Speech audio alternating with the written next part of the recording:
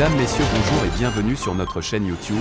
Ici nous vous donnons la clé, alors si vous êtes nouveau, abonnez-vous et cliquez sur la cloche de notification pour ne plus rien manquer. Cela fait, on peut commencer. Hôpitaux et centres de santé insalubres, qu'arrive-t-il aux Maliens?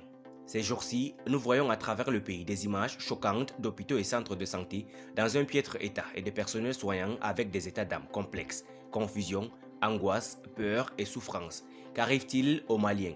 Nous semblons exceller ces temps-ci dans le laxisme et le gaspillage au lieu de déployer nos efforts et nos compétences de façon optimale afin d'aider à améliorer la situation socio-économique à laquelle nous sommes confrontés. Pourtant, nous devons savoir que la santé de l'économie est tributaire de la santé des citoyens. Or, aujourd'hui, beaucoup de Maliens renoncent à se soigner faute de moyens. Le gaspillage, la corruption, le prix élevé des médicaments et soins par rapport aux revenus, le coût de l'hospitalisation, la pénurie de médecins compétents et le laisser-aller dans le secteur ont contribué à creuser le fossé entre une population pauvre et malade et une population aisée en bonne santé recevant des soins à l'extérieur du pays. Mais aussi et surtout, il menace la pérennité de notre système de soins. La santé est un bien précieux qui ne doit pas être réservé seulement à ceux qui en ont les moyens ou qui vivent dans les grands centres urbains.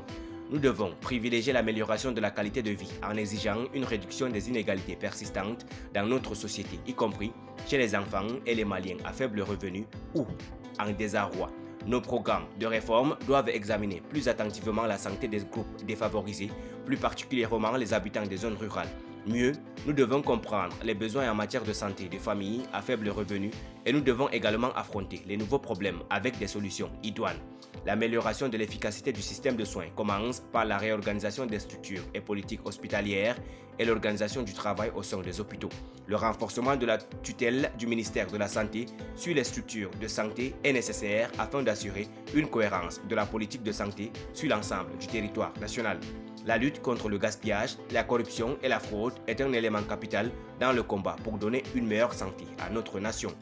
Une meilleure organisation du système de soins et notamment une meilleure gestion du temps des médecins et le plafonnement des horaires de ceux qui travaillent dans les deux secteurs afin qu'ils n'abandonnent pas les patients des hôpitaux publics pour leurs prestations dans les cliniques privées. Enfin, il urge d'impulser une nouvelle politique flexible sur la distribution des médicaments et l'ordre des pharmaciens. Mais encore, des efforts doivent être menés afin d'accroître l'accès des populations à des soins de santé fiables en instituant une réforme de la santé pour établir un droit à la santé par amendement à la Constitution. Il faut démocratiser la santé. Ainsi, la démocratisation des soins de santé se définira comme l'application des normes et procédés démocratiques aux personnes démunies des droits et obligations que confère la qualité de citoyen. Les dépenses de santé au Mali représentent aujourd'hui un peu de notre produit intérieur brut. Notre objectif doit accroître d'une manière considérée cette part des dépenses nationales et il faut notamment rationaliser les dépenses et lutter sans merci contre le gaspillage, la corruption et les abus.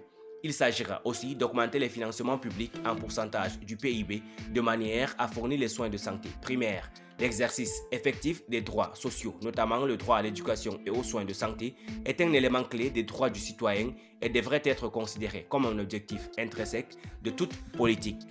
Merci pour votre aimable attention. Si vous êtes nouveau, n'oubliez pas de cliquer sur la cloche de notification et de vous abonner à la chaîne. Merci, à très bientôt pour une nouvelle vidéo.